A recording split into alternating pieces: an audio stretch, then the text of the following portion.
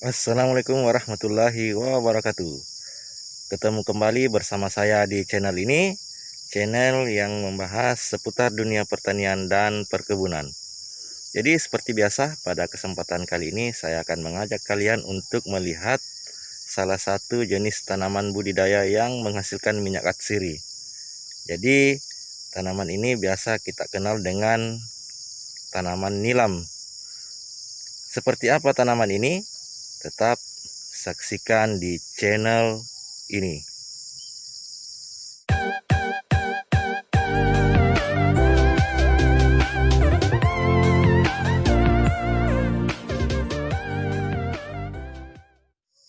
Jadi seperti yang saya jelaskan di awal tadi, bahwa tanaman yang akan kita bahas pada kali ini yaitu tanaman penghasil minyak atsiri, yaitu nilam, atau biasa ilmiahnya itu Ogostemon cablin. Jadi berbicara nilam atau tanaman nilam itu berarti dia sama dengan tanaman budidaya yang lain yang memiliki beberapa proses yang kita lakukan sampai pada tahap panen. Jadi proses yang kita lakukan pada tanaman nilam ini dalam membudidayakannya yaitu yang pertama proses pembibitan. Kemudian proses yang kedua yaitu proses penanaman. Dan proses yang selanjutnya itu yang ketiga, proses perawatan dalam artian pemupukan dan penyemprotan cairan pestisida. Dan yang terakhir yaitu proses yang keempat, yaitu proses panen. Jadi kita masuk ke pembahasan yang pertama yaitu masalah pembibitan. Berbicara tentang pembibitan, teknik yang digunakan dalam budidaya nilam ini yaitu dengan cara pembibitan dengan menggunakan media poker. Nah, bibit yang akan kita tanam yaitu bibit yang berasal dari nilam itu sendiri, yang mana yang akan kita gunakan sebagai bibit itu yaitu bagian pucuk teratas dari tanaman nilam itu. Contoh seperti ini ya, kita ambil cabang-cabang atau pucuk-pucuk yang bagian teratas, kemudian pucuk nanti itu yang akan kita tancapkan pada poker tersebut. Nah, selanjutnya setelah kita tancapkan atau kita tanam di poker, itu kita lakukan penyiraman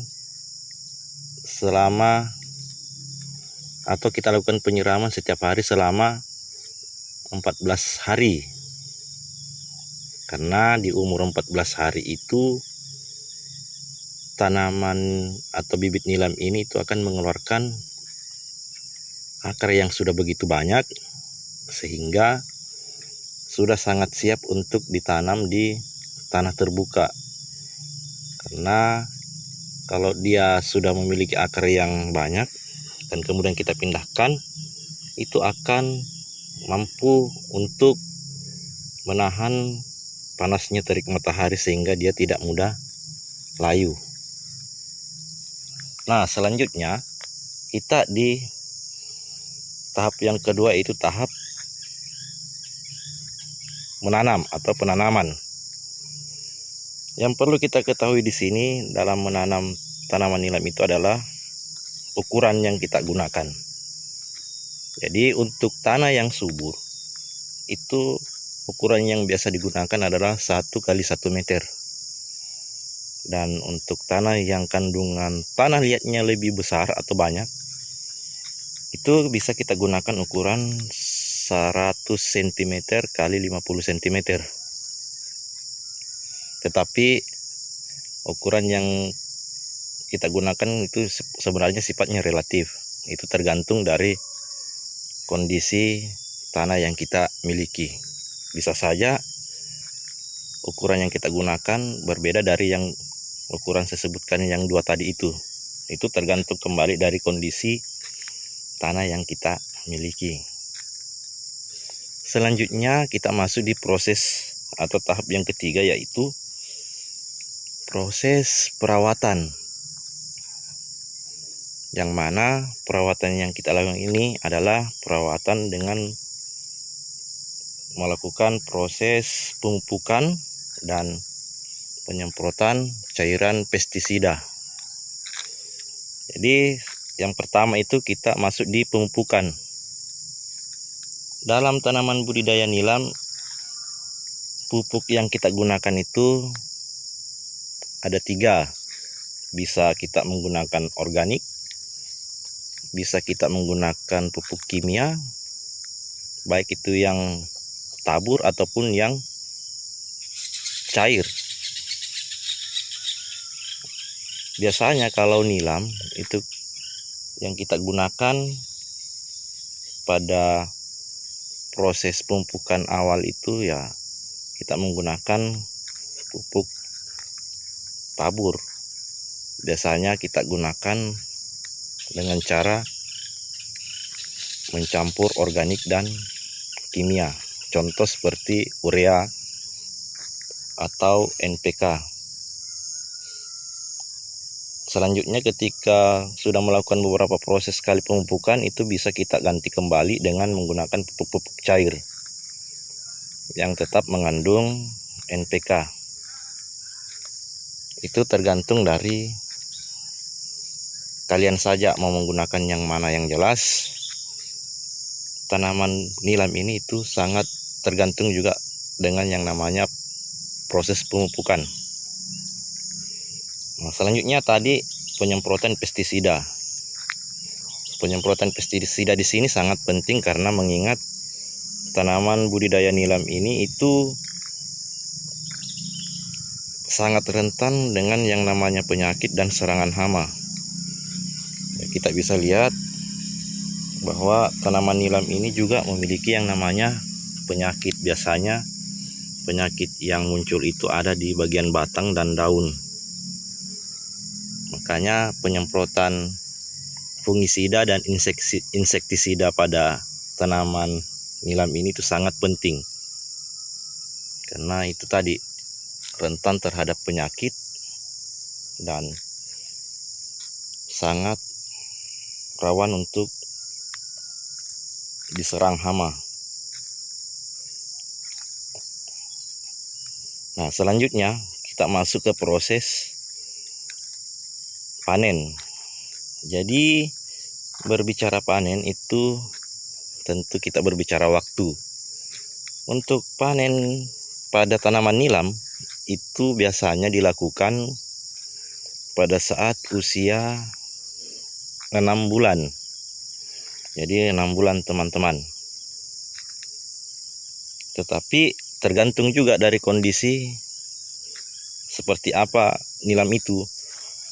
Kalau pengalaman kami di sini, biasanya kita menggunakan waktu panen itu di antara umur 5 sampai 6 bulan. Tinggal kita lihat saja kondisinya dan tergantung juga seperti apa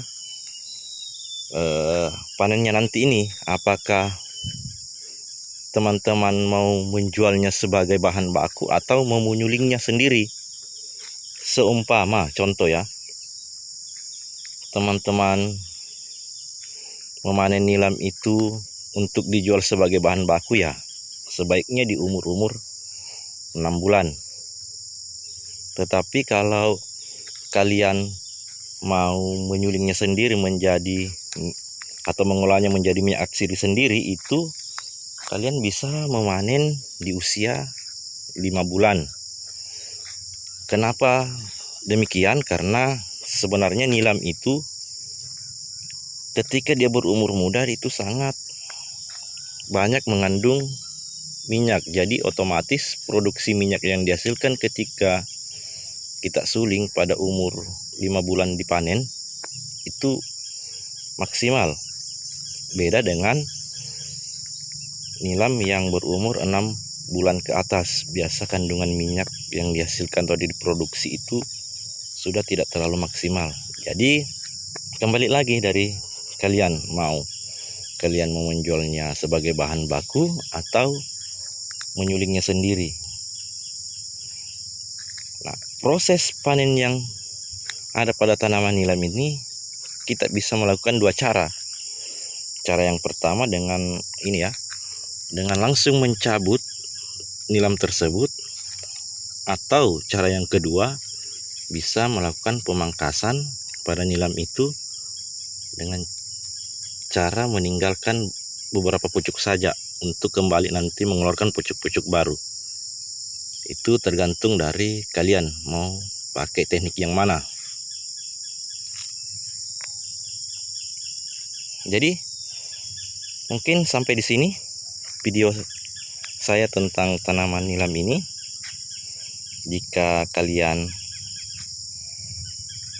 menyukai video ini, silakan tekan like, dan yang baru bergabung di video ini silakan tekan subscribe dan aktifkan lonceng notifikasi agar kalian menjadi orang yang pertama mendapatkan pemberitahuan ketika saya mengupload video-video terbaru. Dan akhir kata, terima kasih. Wassalamualaikum warahmatullahi wabarakatuh.